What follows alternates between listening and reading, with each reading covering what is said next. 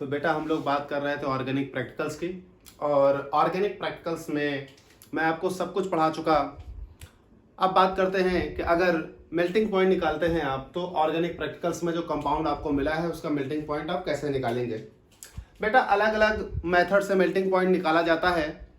कुछ लोग concentrate H2SO4 का इस्तेमाल करके मेल्टिंग पॉइंट निकालते हैं, कुछ लोग पैराफिन लिक्विड्स का इस्तेमाल करके मेल्टिंग पॉइंट निकालते हैं। उसी तरह से ऑपरेटर्स में अगर हम बात करें तो कुछ लोग राउंड बॉटम फ्लास्क लेकर मेल्टिंग पॉइंट निकालते हैं, कुछ लोग बीकर में मेल्टिंग पॉइंट निकालते हैं। तो सभी मेथड्स में डील करूंगा। आप या आपके कॉलेज में जिस मेथड से कराया जाता हो आप उस मेथड को अप्लाई करिएगा।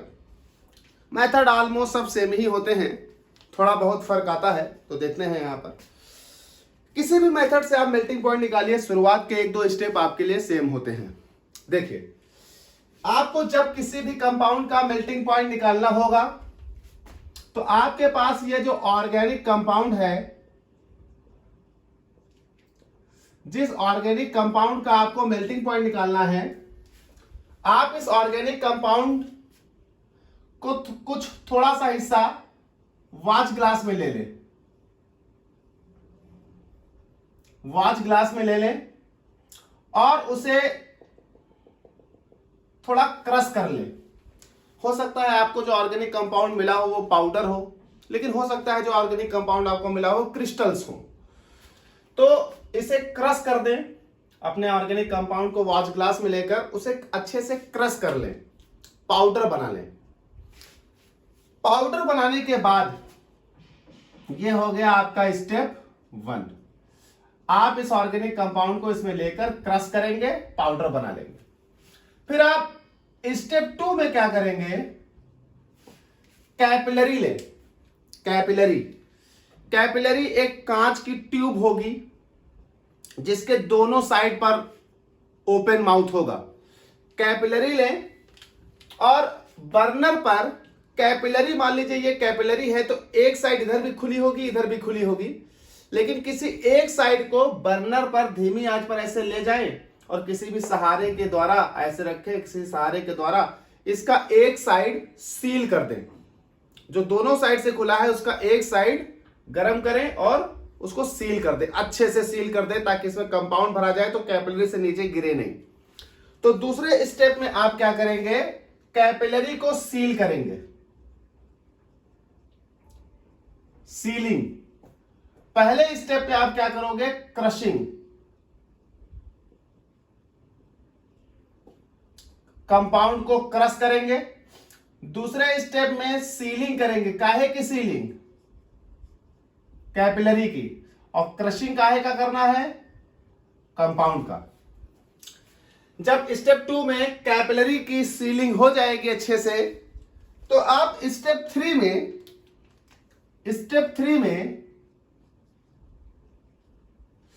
इस सीलिंग कैपिलरी में इस कंपाउंड को भरेंगे। ऐसे कर करके आप भर लेंगे, फिलिंग करेंगे। तो स्टेप 3 में आपको करनी है फिलिंग। आप अपने कंपाउंड को कैपिलरी में भरेंगे। कितना भरना है ये याद रखिएगा। कैपिलरी में इतना कंपाउंड भरिएगा कि जो कैपिलरी में कंपाउंड की डेप्थ है वो तकरीब 1 mm से 2 mm तक हो जाए, ऑलमोस्ट 2 mm हो जाए। और इस बात का ध्यान रखिएगा कि कैपिलरी में जो कंपाउंड भरा है आपने, उस कंपाउंड के पार्टिकल्स के बीच में खाली स्थान ना हो, एयर ना हो। तो आप उसे ठोक ठोक के भरिएगा ताकि वो सेट हो जाए। तो तीसरे स्टेप में आप फिलिंग कर लेंगे। कैपिलरी फिल हो गई। अब देखिए जब कैपिलरी फिल हो गई उसके बाद अलग अलग लोग अलग अलग काम करेंगे, डिपेंड करता उनके यहां क्या कराया गया है। जिन लोगों में इलेक्ट्रॉनिक मेथड से कराया जाता है, मतलब इलेक्ट्रॉनिक मशीन होती है मेल्टिंग पॉइंट निकालने की, तो जिन लोगों में इलेक्ट्रॉनिक मशीन के द्वारा मेल्टिंग पॉइंट निकाला जाता है वो लोग ये फिल हुई कैपिलरी लेकर जाएंगे अपने इलेक्ट्रॉनिक मशीन में। वो जब जाएंगे इलेक्ट्रॉनिक मशीन देखेंगे तो उनको समझ में आ जाएगा इलेक्ट्रॉनिक मशीन में एक एरिया होगा पर्टिकुलर, उसमें अपनी कैपिलरी को रख देना है।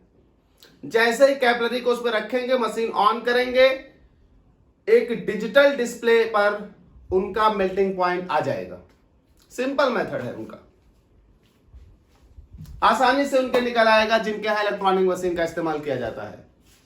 अब इलेक्ट्रॉनिक मशीन वाले बस इस स्टेप 1 में कंपाउंड को क्रश करें, स्टेप 2 में कैपिलरी को सील करें, स्टेप 3 में कैपिलरी को कंपाउंड से फिल करें और अपनी मशीन में प्लेस कर दें और मेल्टिंग पॉइंट निकाल लें।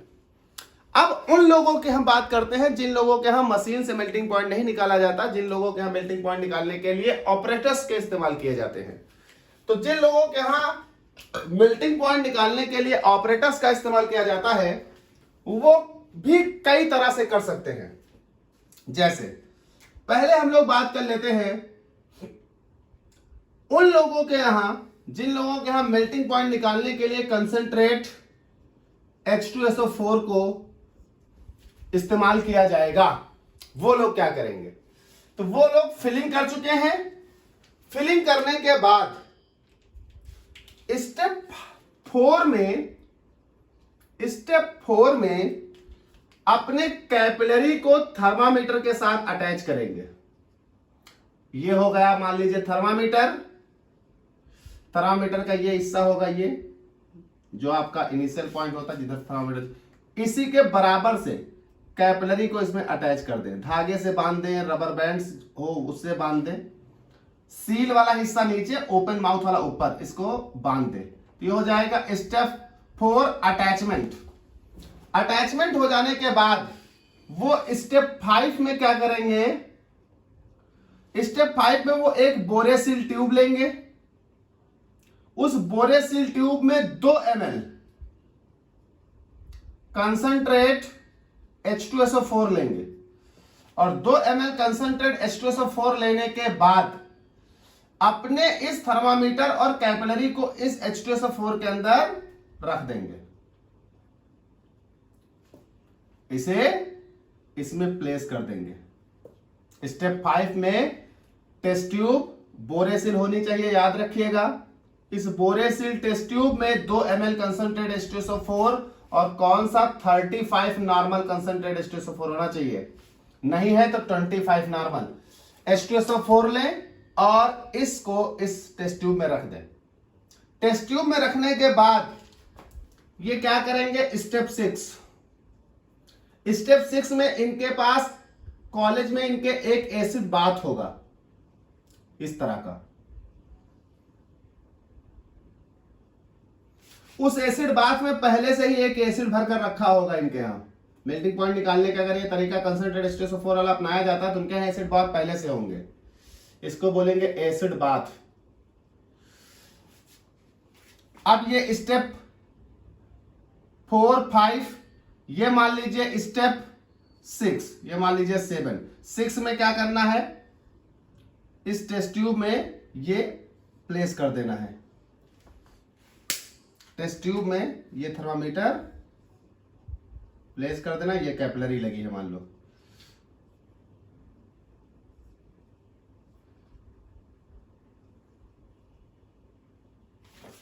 उसके बाद स्टेप 7 में क्या करना है? स्टेप 7 में इसे उठाइए और इसके अंदर रख दीजिए। ये थर्मामीटर और ये कैपिलरी। फिर स्टेप 7 में इसके अंदर प्लेस करने के बाद, इस एसिड बाथ के अंदर प्लेस करने के बाद भैया इस एसिड बाथ को लेकर आइए। देखिए यहां मैंने एक अरेंजमेंट बना रखा है। स्टैंड है, उसमें मैंने एक ओ रिंग लगाई। ओ रिंग लगाने के बाद उसके ऊपर मैंने वायर गॉज रखा है। एक जाली होगी जिसमें ये पार्चमेंट पेपर की तरह लगा होगा, वायर गॉज उसके ऊपर रखा है। और इसके ऊपर इस पूरे ऑपरेटर्स को लाकर रख दीजिए। जैसे इसके ऊपर इस ऑपरेटर्स को लाकर ऐसे रख देंगे, ये गिर ना जाए, जिस वजह से यहां एक क्लैंप लगाएंगे अब। और ये अंदर सब रखा हुआ है, सो ऑन प्लेस कर दिया। उसके बाद इस बर्नर को जलाकर आप इसे हीट करें और थर्मामीटर में आप टेंपरेचर नोट करें। आप थर्मामीटर का टेम्परेचर देखेंगे, ये बढ़ता जाएगा बढ़ता जाएगा बढ़ता जाएगा, एक ऐसा टेम्परेचर आएगा जिसमें आपका क्रिस्टल पिघलने लगेगा। जैसे ही क्रिस्टल पिघले, नजर गड़ा दीजिएगा, और जैसे ही आपको लगे कि सारा क्रिस्टल पिघल गया, टेम्परेचर नोट कर लीजिए। कुछ लोग गलती करते हैं, तो वो एक काम करें, जो पहला क्रिस्टल पिघले वो टेम्परेचर नोट कर लें, और जो लास्ट क्रिस्टल पिघले वो टेम्परेचर नोट कर लें, दोनों का मीन निकाल लें, या फाइनली जो लास्ट क्रिस्टल पिघले वही टेम्परेचर नोट कर लें। This is the melting point.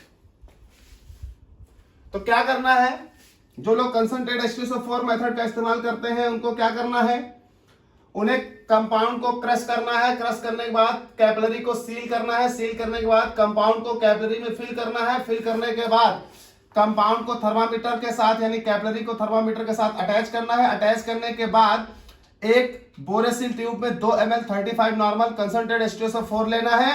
उसके बाद अपने इस सेटअप को उस टेस्ट ट्यूब के अंदर रख देना है। रखने के बाद इस पूरे सेटअप को उठाकर अपने एसिड बाथ में रख देना है। एसिड बाथ को उठाकर स्टैंड पर अटैच कर देना है। अटैच करने के बाद उसे बर्नर से स्लोली हीट करना है। हीट करेंगे, इसका टेम्परेचर बढ़ेगा, थर्मामीटर का टेम्परेचर बढ़ेगा, और उसमें रखा हुआ कंपाउंड आपको उसके देखना है। जैसे ही कंपाउंड मेल्ट होने लगे, ध्यान दीजिएगा, जैसे ही कंपाउंड मेल्ट होने लगेगा भैया सतर्कता से देखते रहिएगा। जैसे ही लास्ट क्रिस्टल पिघले, थर्मामीटर पे टेम्परेचर नोट कर लेना है, वही टेम्परेचर आपका मेल्टिंग पॉइंट है। ये वो लोग कर रहे हैं जो लोग कंसंट्रेट H2SO4 का इस्तेमाल कर रहे हैं। जो लोग कंसंट्रेट H2SO4 का इस्तेमाल नहीं करेंगे, पैराफिन ऑयल का इस्तेमाल करेंगे, वो लोग याद रखें स्टेप 4 तक उनका सेम है। जो लोग पैराफिन ऑयल्स का इस्तेमाल कर रहे हैं, स्टेप 4 तक उनका सेम है बेटा।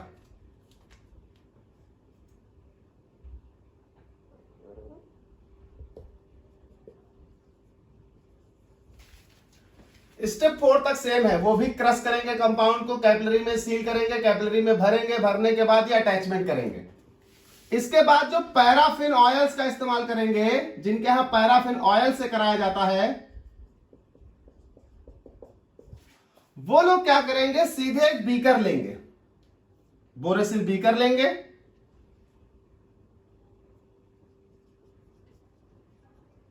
उस बोरेसिल बीकर में पैराफिन ऑयल लेंगे और उस पैराफिन ऑयल में ये सीधे लटका देंगे। कैसे, ये बीकर, ये पैराफिन ऑयल, और यहां एक क्लैंप लगाएंगे, थर्मामीटर वाली क्लैंप, एक थर्मामीटर वाली क्लैंप होगी आपके पास पतली, उससे थर्मामीटर इसमें लटका देंगे। और जो कि थर्मामीटर लटकेगा क्लैंप से, तो बेटा कैपिलरी भी देखे लगी है लटकेगी। इस बात का ध्यान रखते हुए कि जो बॉटम है, बॉटम से 1 सेंटीमीटर 2 सेंटीमीटर ऊपर रहे थर्मामीटर। थर्मामीटर बॉटम से, ये बॉटम अगर है तो थर्मामीटर 1 सेंटीमीटर 2 सेंटीमीटर ऊपर रहे, ताकि कैपिलरी भी 1 सेंटीमीटर 2 सेंटीमीटर ऊपर रहे। और याद रखिएगा कैपिलरी का माउथ इसमें डूबे नहीं, कैपिलरी ऊपर ही रहे। मान लीजिए यहां तक कैपिलरी आ रही है और ये थर्मामीटर आ रहा है, इसमें लटका देंगे। लटकाने के बाद वही काम, हीट करेंगे, और हीट करने के बाद थर्मामीटर में टेम्परेचर देखेंगे। जैसे लास्ट क्रिस्टल पिघले, टेम्परेचर नोट कर लेंगे। तो जिन लोगों में पैराफिन ऑयल का इस्तेमाल हुआ है, वो लोग इस सेटअप को सीधे बीकर में पैराफिन ऑयल लें, और बीकर में पैराफिन ऑयल लेकर बीकर इस पे सेट करें। सेटअप वैसे ही रहेगा, इस वायर गॉज पर रखें और ऊपर एक क्लैंप लगाकर, थर्मामीटर क्लैंप लगाकर थर्मामीटर को उसमें अटैच कर दें, जो इस बीकर में लटका रहेगा, बीकर के बॉटम से लगभग 1 से 2 सेंटीमीटर ऊपर तक। और इस थर्मामीटर से टेम्परेचर फाइंड आउट कर लें। यह उनका होगा पैराफिन ऑयल वाले का। तो आप इन दोनों तरीकों से मेल्टिंग पॉइंट निकाल सकते हैं, चाहे आप एसिड बाथ मेथड से निकालें, चाहे आप पैराफिन ऑयल मेथड से निकालें। दोनों तरीकों से आपका मेल्टिंग पॉइंट फाइंड आउट हो जाएगा। अच्छा, कुछ लोग ध्यान देंगे कि पैराफिन ऑयल मेथड जब इस्तेमाल करते हैं तो वो बीकर में नहीं बल्कि थील ट्यूब में करते हैं, तो उसमें कोई दिक्कत नहीं है। जो ये पूरा अरेंजमेंट बना है वो इस अरेंजमेंट पर यहां देखिए जरा, फिगर बस थोड़ा ऐसे बदल जाएगा। ये अब ये थील ट्यूब हो जाएगी, इस तरह की एक ट्यूब होती है।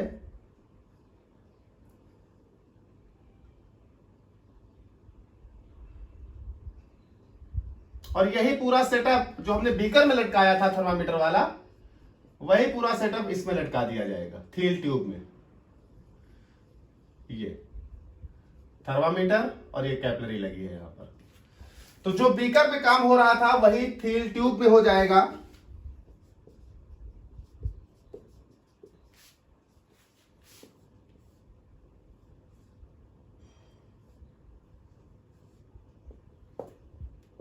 ये होती थील ट्यूब। तो वही पैराफिन ऑयल इसमें भर लीजिए और इसमें लटका दीजिए और इस पोर्शन को हीट किया जाता है, तो सेम बीकर वाला काम हो जाएगा। अब यहां पर क्लैंप आपको इसमें लगाना होगा, ये क्लैंप लगा दीजिए। और ये तो जो मेथड हम बीकर से कर रहे थे वही अब हम थील ट्यूब से कर लेंगे। दोनों के मेथड में कोई फर्क नहीं है, दोनों के ऑपरेटर्स में फर्क है, चाहे बीकर में कर लें चाहे थील ट्यूब में कर लें। तो आप किसी भी मेथड से मेल्टिंग पॉइंट निकालें, आप देख रहे हैं कि आपका मेन काम जो है वो कंपाउंड को क्रश करना, कैपिलरी को फिल करना, कैपिलरी को सील करना, फिर कैपिलरी को फिल करना, फिर थर्मामीटर के साथ अटैच करना। उसके बाद अगर पैराफिन ऑयल से है तो पैराफिन ऑयल में पैराफिन ऑयल डायरेक्ट बीकर में या थील ट्यूब में लेकर अपने थर्मामीटर को उसमें लटका दें और मेल्टिंग पॉइंट निकाल लें। और अगर एसिड बाथ मेथड से है तो एसिड बाथ मेथड में थर्मामीटर को पहले टेस्ट ट्यूब में रखते हैं, फिर टेस्ट ट्यूब को ले जाकर हम एसिड बाथ में रखते हैं और मेल्टिंग पॉइंट निकाल लेते हैं। तो बड़ा आसान मेथड है मेल्टिंग पॉइंट निकालना, आप किसी भी मेथड से अपने मेल्टिंग पॉइंट को निकाल सकते हैं।